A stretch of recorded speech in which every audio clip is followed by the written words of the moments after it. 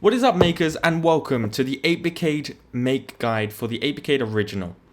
The first thing you want to do is go ahead and grab your 8BitCADE console and unbox it. And the first thing you'll see is a pack that has all the individual components. So what you want to do is go ahead and pull them out and start separating them, and we're going to start organizing our workspace because we have to build this game console and we want to do it in hopefully a formal manner.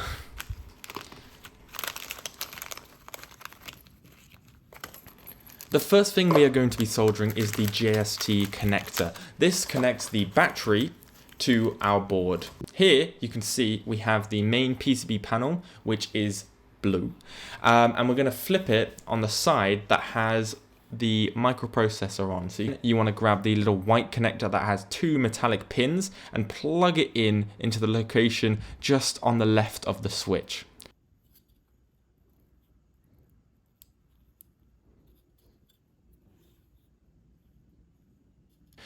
If you flip it over, you'll see there's a white marking that has on and off and charging, so it's basically on the other side of that.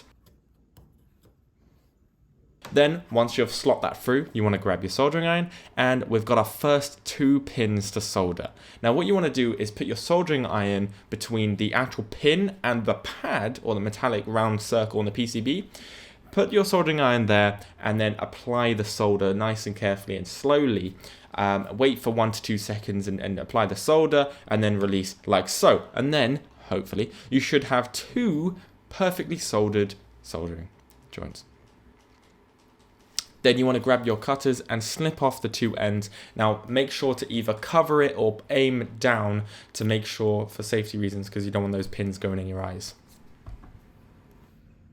The next component we're going to solder is the buttons. So go ahead and grab your buttons. There should be 2 on the right and about 5 on the left. 1 reset and 4 directional. Go ahead and grab your buttons, organize them like so, and start pushing them carefully into the PCB. Now the key thing here is be careful. You want to actually use your thumb to make sure you push the buttons down so they lay flat on the PCB. And you can check this by lifting up the PCB like you can see here and actually checking that they remain flat, like so. Now we're just going to do the final 2 buttons as so. What you may find is you put in the first 2 pins on the right and then use your fingernail or thumb to push in the left 2 pins. Alternatively, you can just push them in like this. Once they're all in, just go ahead and click them and make sure once more that they are all carefully laying flat. Then, just to make soldering easier, what we have done is made some spacers, basically using wooden pegs. And what you'll find is that this just means we can leave the PCB level. But if you don't have wooden pegs, that's completely fine. Flip your PCB over, grab your soldering iron, tin the bit, as we're doing now, to prime the soldering iron, put some solder on the bit of the soldering iron. And this just means once we put that tip of the soldering iron onto the pin, the solder that's already on there will slightly melt and basically just create a better contact between the iron itself and the pin itself. It's just, a bigger surface area. Now, as you can see here, we're just going through and soldering them. So once more, put the tip on there, wait a couple seconds, and then apply the solder, and you should remain with a sort of volcanic or convex, I think we call it, curve of solder. If you're unsure, go to 8BitCADE.com and there should be a soldering guide which will go through, okay, this is what a proper or ideal soldering joint looks like, and this is what cold solder joints look like, or solder joints that we don't kind of want. We also have a really cool diagram which just shows like these are some of the errors that you may get with soldering, and this is how to identify them, and this is what to do to solve those issues. As you can see, we're currently doing the reset button. So once more, just go ahead and make sure those are all soldered on.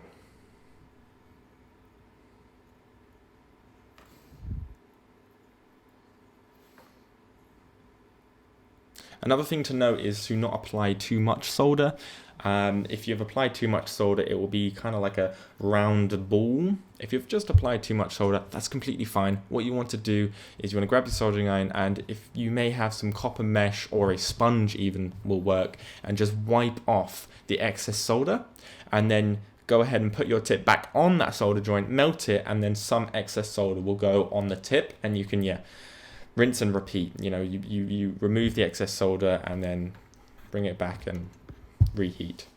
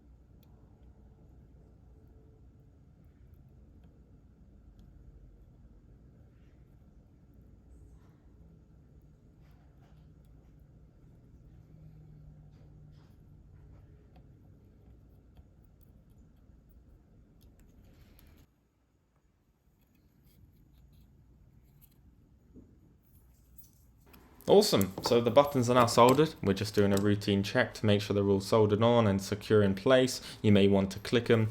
The next thing we're going to do is the 330 ohm resistors. These will power the 3 LEDs that we have at the top right. So go ahead and grab the little bag that has 330 ohm resistors. It will come in a pack like so. And take off the 2 paper ends that we have just to keep it in a nice order.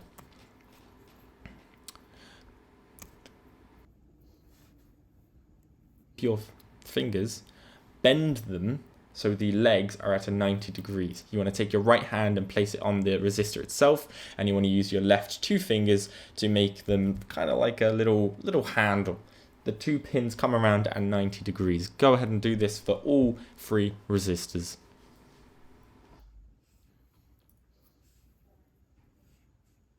The next thing you want to do is grab your 8BitCADE original PCB and locate where the resistors need to go. As you can see, it's on the right next to the 2 buttons at the front.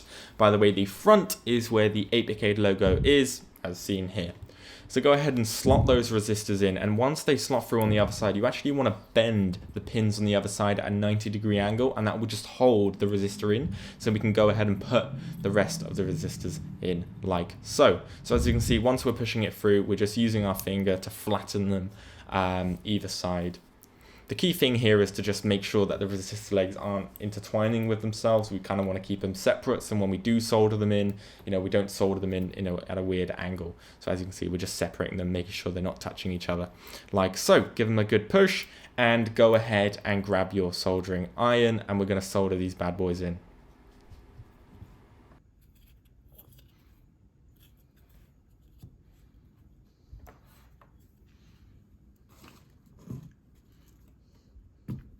Again, once more, place the tip of the soldering iron on the pad and resistor leg, place it on for 2 seconds, and then apply a little bit of solder. The key thing with the resistors is that they don't actually require a lot of solder. The pad itself on the PCB, so the little silver circular ring, those things are called pads that are located on the PCB, that isn't that large, so it doesn't require that much solder. So as you can see here, we've literally just dabbed it a little bit with solder just to make sure there's enough contact, and on the ones that we maybe haven't put enough solder, we're just going in and making sure that it's got a good connection. What you want to do is now grab your wire cutters, flex the pins up, and safely cut them. So you can either hold the resistor leg and use your cutters to cut them, or you can use a rag or something like this to just cover them so they don't fling in anyone's eyes. And you actually do want to keep these because we're going to use them in a later step for the battery management board. We need 4, but obviously collect them all because in case you lose one as you go.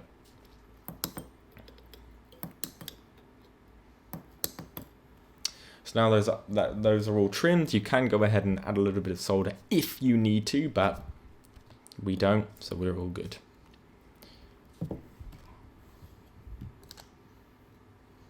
Again, you can see in the top right, we've just put them in a little compartment on our tool blue mat.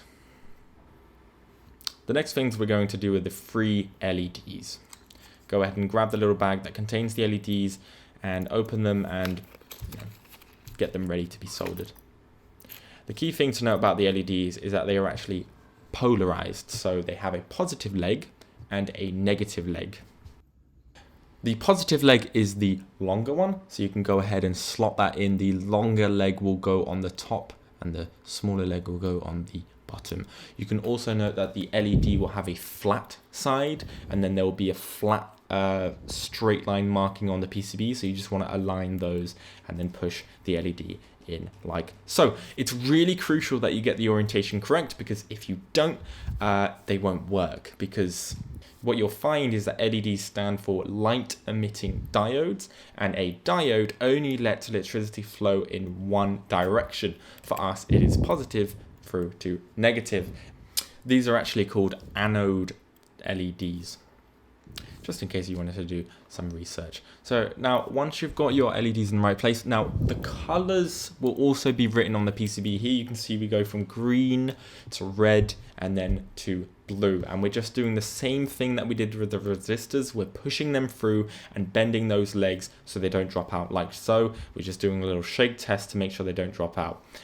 Then we want to go ahead and grab our soldering iron and solder, apply the tip of the soldering iron onto the connections, apply a little bit of solder for 1 to 2 seconds, and then lift off together to then, create a solder joint.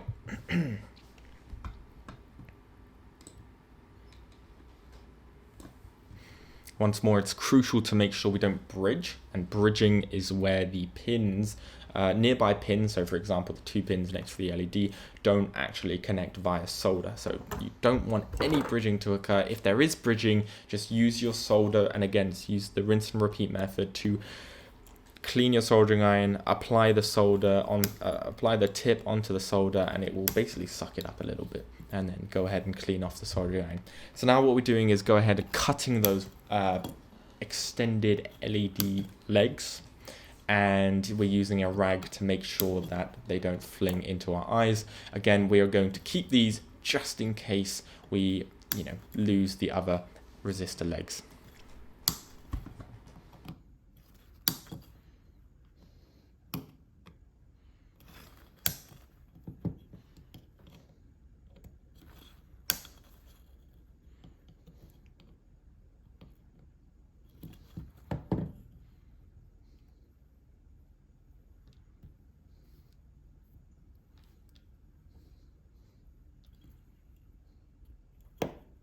Awesome. So now we're just checking that the LED are soldered in correctly.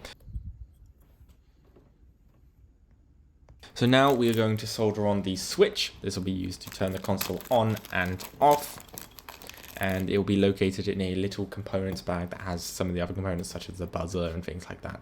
So here's the switch. You'll see it has 3 big pins, and what you want to do is put those 3 pins into the PCB. Now the first thing to note is that these pins aren't quite 90 degrees, so what we want to do is grab our pliers, as you can see here, and bend them slightly so they are more of a 90-degree angle.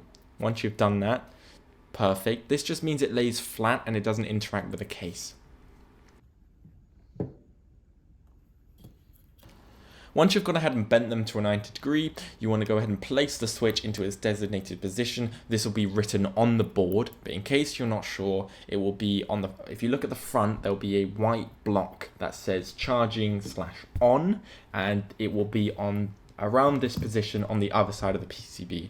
Once it's slotted into position, grab your soldering iron and your solder and go ahead and solder those joints in.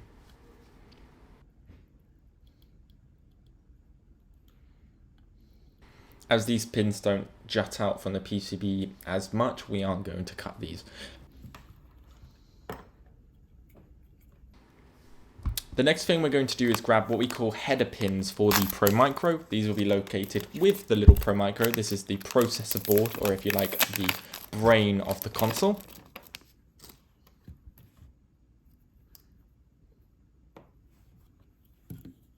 Go ahead and flip your console over to the side which has the switch and the JST connector, and grab the row of pins and place them in. It's crucial to make sure that they're all slotted in and you have the long edge going through and the short edge poking out like so.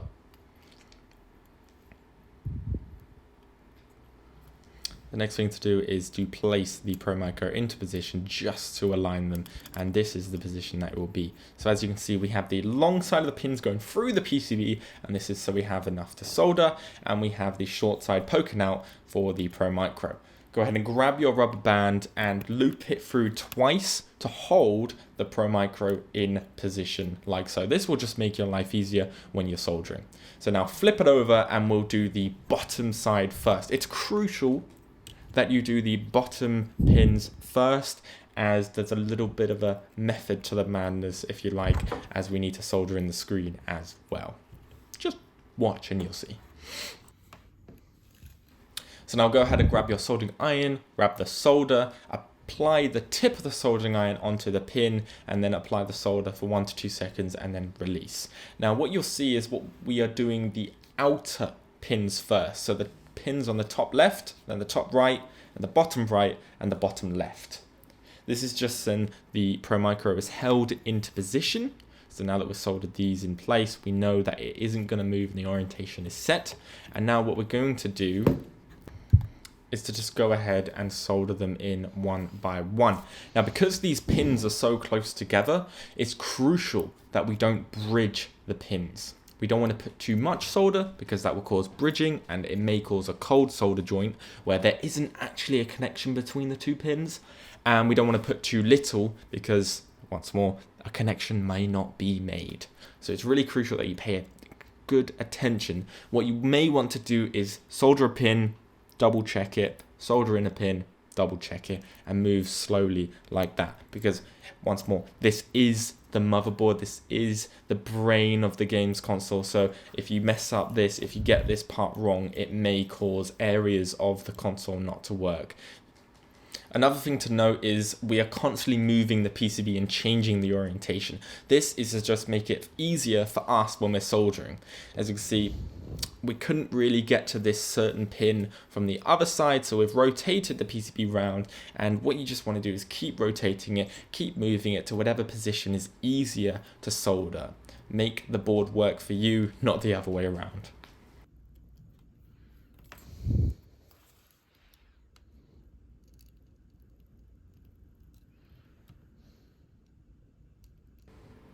If you find the elastic band is getting in your way, now is a good time to take it off, because we did those 4 initial solder joints, so it is set in stone. It's not going to be moving the orientation, so that's completely fine.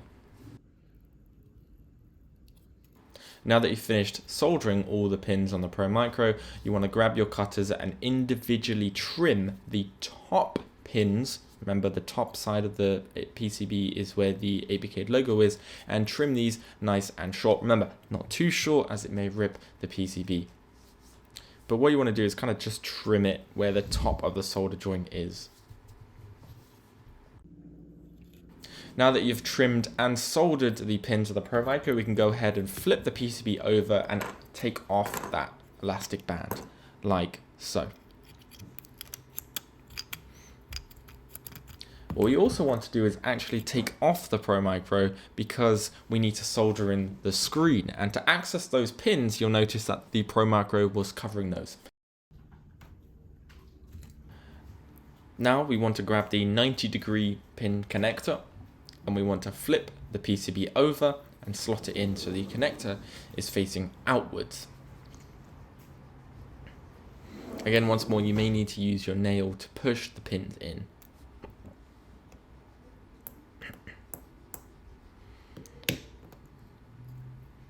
This one's quite tight, so make sure to push it down so the pins are protruding through the 8BitCADE console PCB. Once you see them poke through on the other side, go ahead and grab your soldering iron and solder these pins into place.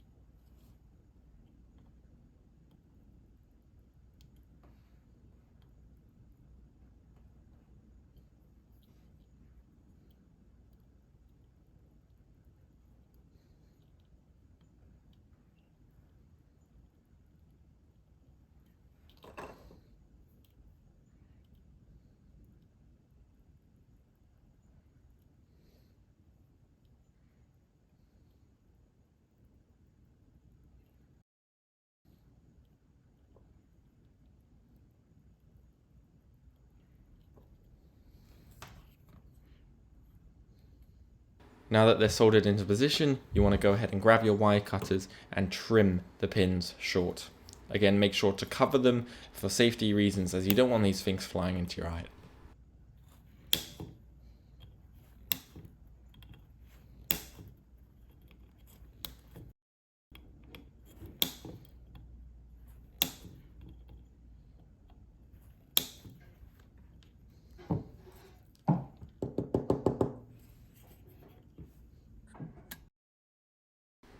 The next thing you want to do is grab the screen and go ahead and place it onto those soldered header pins.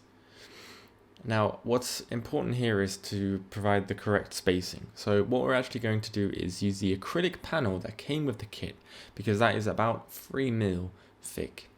This is the perfect spacing that the screen needs to be spaced at. So go ahead and collect that panel and place it just underneath the screen, like so.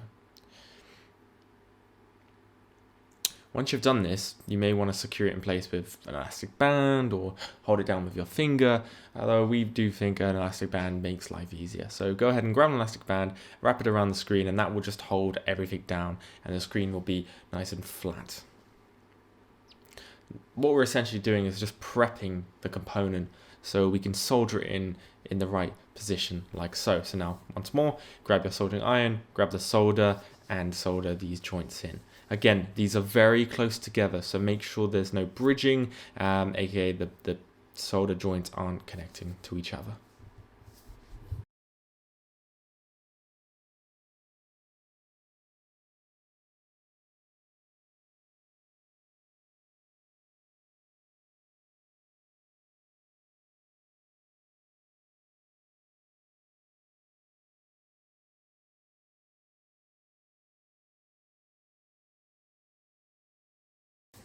Awesome. Now these pins are too short, so we won't actually trim them.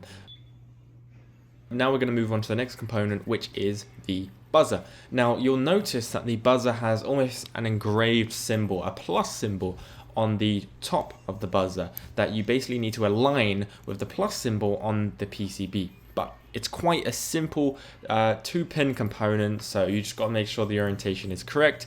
Once more, place it in so the pins are poking through on the back of the PCB. Grab your soldering iron and solder these into position.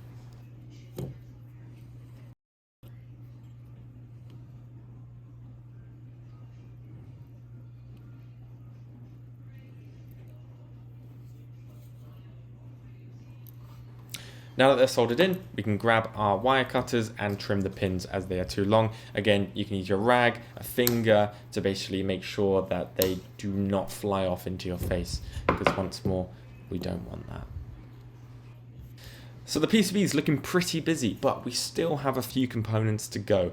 The main one being the TP4056, which is the battery management board. Now, this is where we use the LED or resistor legs that we collected before. We only actually need 4, but just in case you make an error, it's good to have the other ones. So go ahead and grab your TP4056, or we'll call it the battery management board, from the case and orientate it so the little connector is facing on the left of the Pro Micro, like so. And as you'll see, there will be 4 holes on the battery management board. That is where we place the resistor legs. So go ahead and get a resistor leg and poke it through.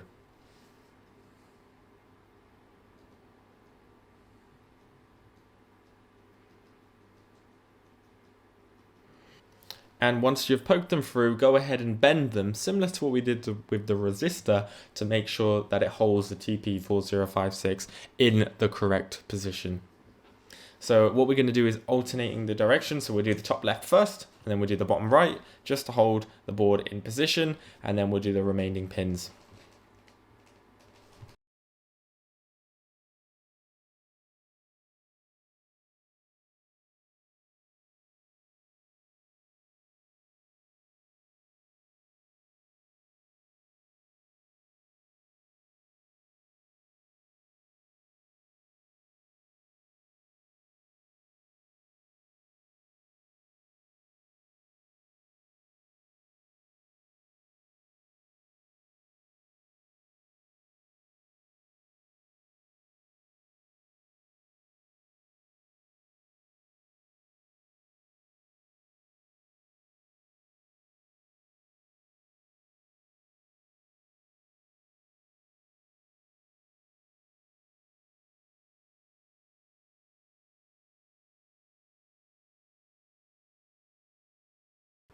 Awesome. Now that we've put the pins through and we've bent them into position, the TP4056 is ready to solder. So we actually need to solder both sides to make sure it is secure. So the first side we're going to do is the back of the PCB, as you can see, like so. And the board may move around, but what we're really trying to do is solder the TP4056 board to the pin.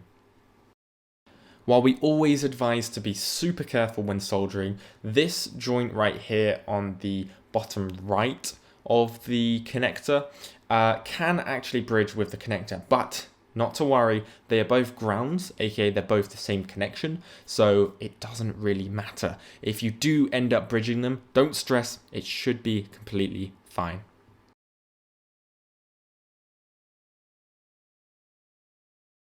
Now that they're all soldered in position, we can go ahead and grab our wire cutters and trim them short.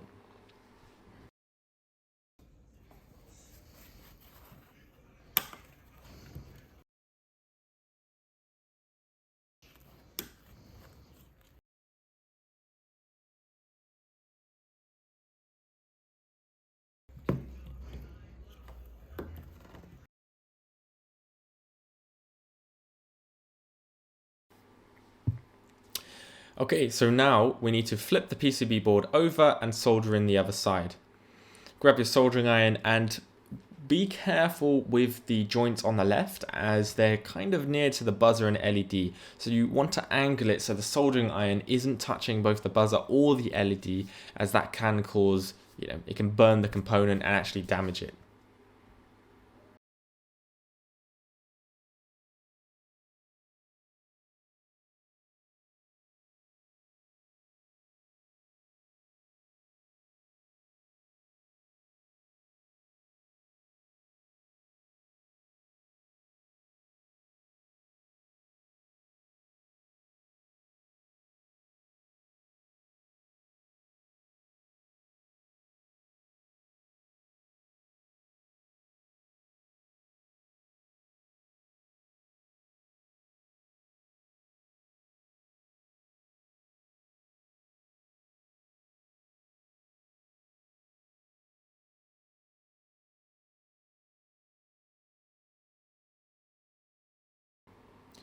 Awesome. So now that we've soldered in all of the connections, we can go ahead and grab our wire cutters and trim the pins nice and short as such. Now obviously, yeah, get a rag, use your hand and make sure those pins aren't flying around.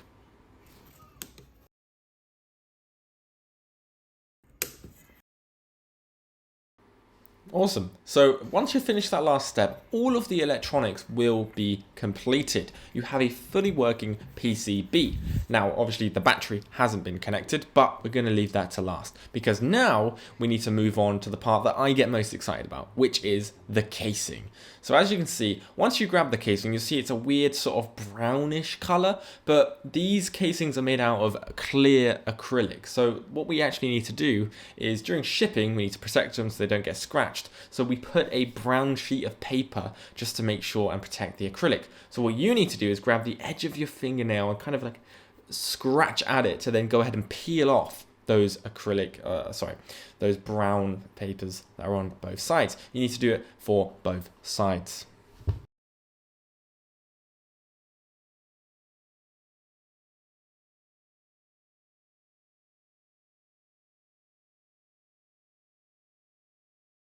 Now that we've peeled off the back panel, we can go ahead and grab our battery because we actually need to stick the battery onto the back panel so we can then attach the battery and test the system. Go ahead and grab the double-sided sticky tape.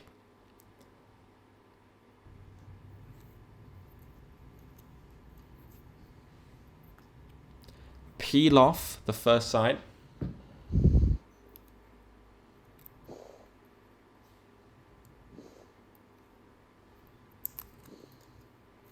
And stick it directly onto the battery. Be quite firm and use both of your thumbs.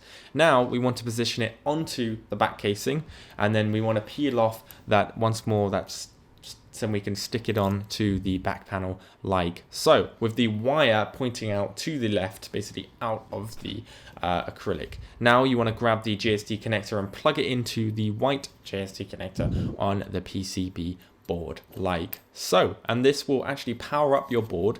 But do note that we ship all the batteries with 20 to 30% battery just to align with shipping methods. So what this will mean is that you will need to charge your console for about an hour. Now what we're currently doing is twisting the wire just to make it easier to route, and then we are going to place the back panel on the back just to make sure we've got the battery positioning correct like so. The next thing we want to do is grab the 20mm bolts like so and put them through the outer circles on the back panel. It's crucial to put them facing up the same way that the battery is stuck on, as you can see here. Then we want to screw on the 6mm white spacers like so, and this will just lock in those bolts.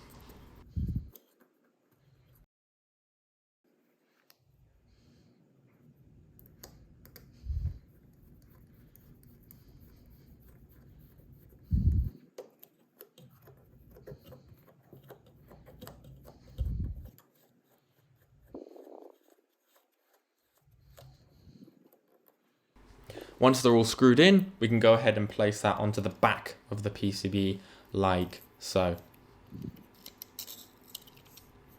Just go ahead and use your thumbs to press that in like so. Now, another thing to note is that now that we're putting on the screen panel, we want to remove the screen protector. So go ahead and grab the other casing, and again you'll see it has the brown paper, so we just need to use the edge of your nail to peel these off both sides and get it ready to be assembled onto the console.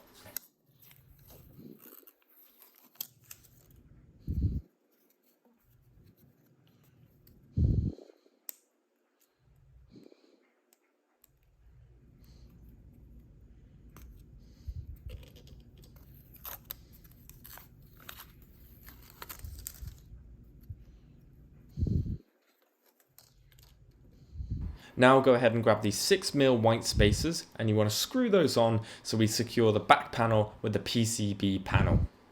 This will also provide the correct spacing for when we put the front panel on.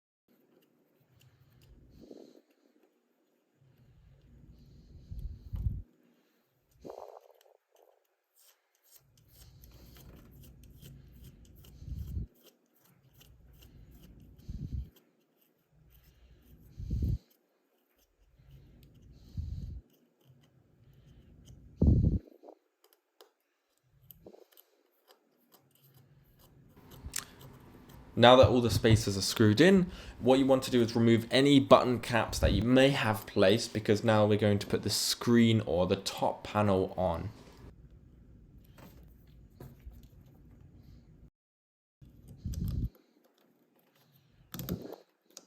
So now grab that screen panel and place it onto the top of the console.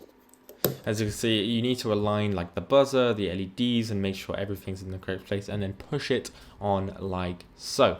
Then we grab the 4 nuts and we just tighten those on to create the final console with its case attached.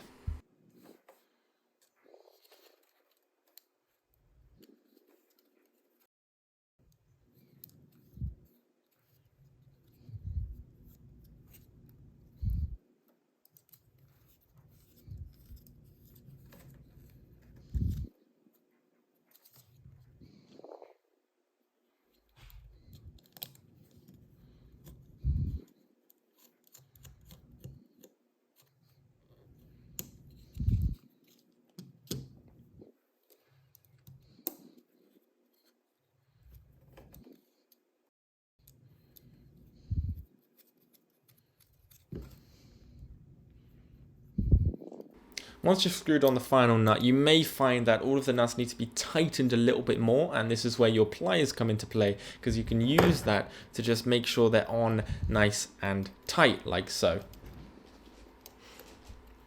This just means the casing doesn't come off while you're playing the game, etc.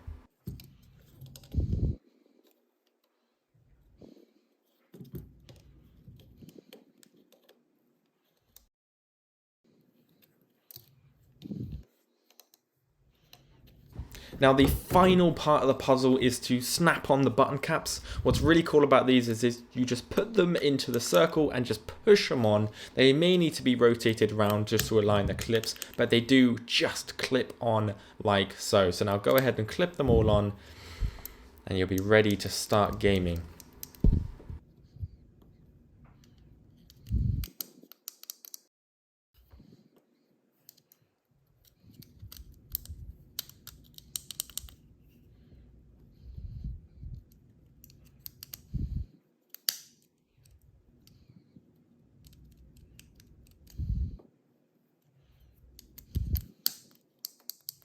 Now that the final button cap is clicked on, you can go ahead and switch on your console and you'll see a USB boot logo, and this just means that you need to upload your game to the console to get ready to play.